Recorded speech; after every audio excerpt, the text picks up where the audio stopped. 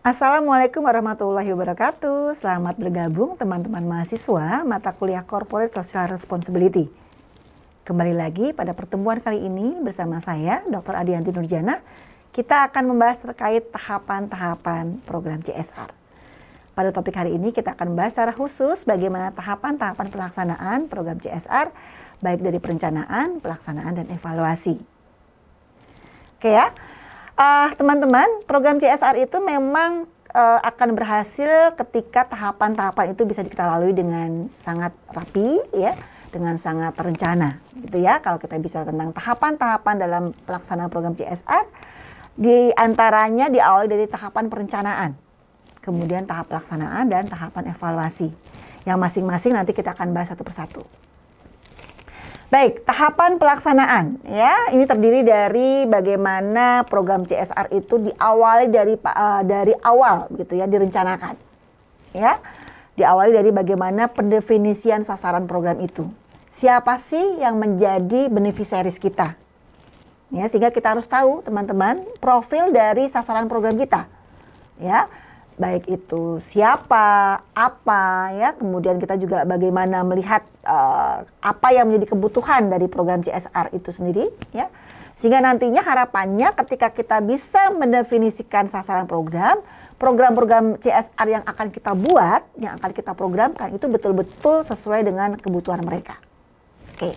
Kemudian bagaimana kita memahami harapan dari stakeholders ataupun harapan dari sasaran. Kalau kita bisa stakeholders itu kan tidak hanya dari masyarakat penerima manfaat ya, tapi juga dari siapa? Dari perusahaan itu sendiri ya. Kalau kita melihat bahwa tadi stakeholders teori ada di situ, ada para pemegang saham, masyarakat, pemerintah dan sebagainya, kita harus bisa tahu bagaimana harapannya bahwa program itu memang betul-betul bermanfaat untuk peningkatan reputasi organisasi.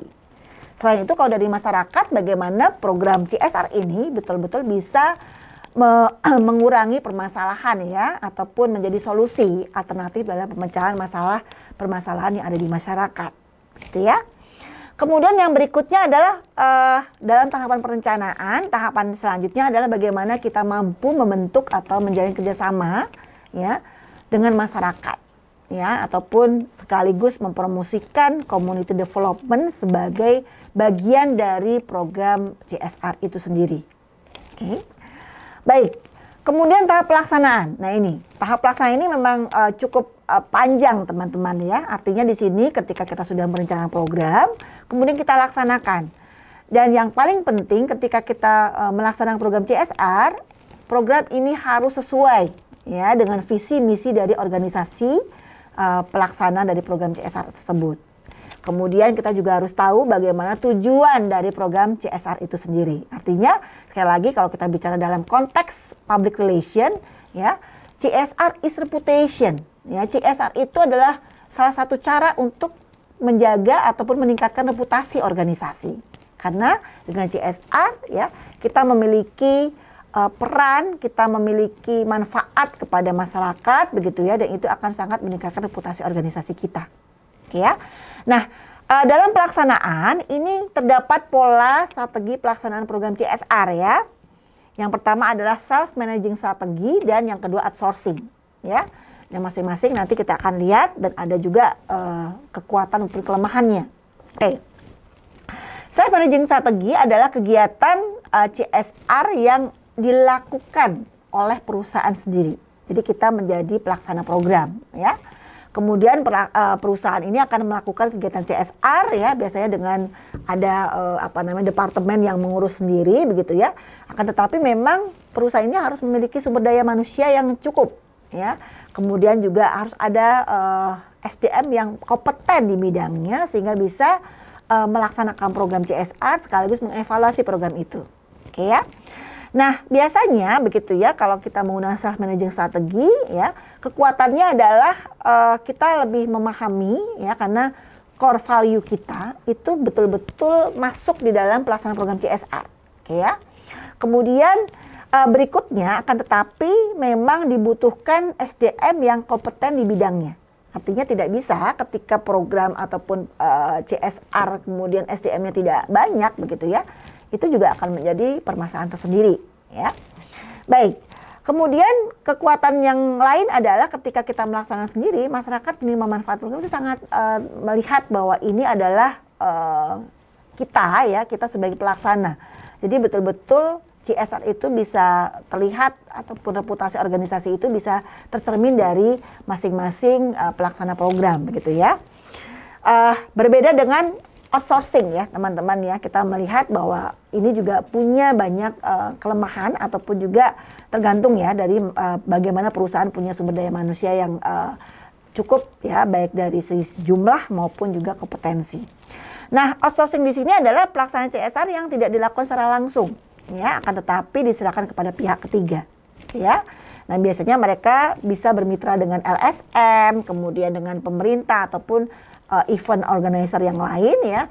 Dan di sini memang dalam jangka waktu tertentu biasanya memang kalau tidak terlalu detail dalam monefnya ya, terkadang di masyarakat itu tidak bisa melihat secara jernih begitu ya. Kadang-kadang yang diingat itu justru misalnya LSM kita begitu ya, bukan perusahaan kita. Artinya LSM yang ada di masyarakat itu sendiri. Dan ini bisa merugikan sebetulnya karena terkadang masyarakat karena sering berhubungannya dengan LSM itu sendiri dikiranya begitu ya, yang program CSR itu milik LSM itu sendiri ya, bukan milik perusahaan kita ya. Baik teman-teman. Nah, tahapan terakhir adalah tahapan evaluasi ya, di mana kegiatan evaluasi ini adalah kegiatan menilai, menaksir ya, kemudian mengukur secara objektif apakah program CSR ini betul-betul sudah efektif atau belum ya. Dan ini akan kita nilai dari perencanaan sampai di akhir program gitu ya. Nah, tujuan utama dari evaluasi ini adalah bagaimana menjamin program CSR ini betul-betul sesuai atau berjalan sesuai dengan apa yang sudah direncanakan. Oke ya. Baik. Nah, adapun evaluasi yang bisa dilakukan dalam pelaksanaan program CSR ada dua, teman-teman. Yang pertama adalah evaluasi formatif dan yang kedua adalah evaluasi sumatif. Nah, apa itu masing-masing ya? Evaluasi formatif adalah evaluasi yang dilakukan pada saat program itu masih berjalan atau sedang berjalan. Nah, di sini penilaian ini atau penaksiran ya dilakukan bertujuan untuk meningkatkan performa atau kinerja program. Ya, harapannya ketika program ini masih berjalan ya, ketika program CSR itu tidak sesuai dengan yang diharapkan, kita akan evaluasi lagi, kita akan perbaiki lagi. Dan harapannya itu bisa menjadi lebih baik. Oke. Kemudian evaluasi sumatif, merupakan evaluasi di akhir program. Ya, berbeda dengan yang tadi.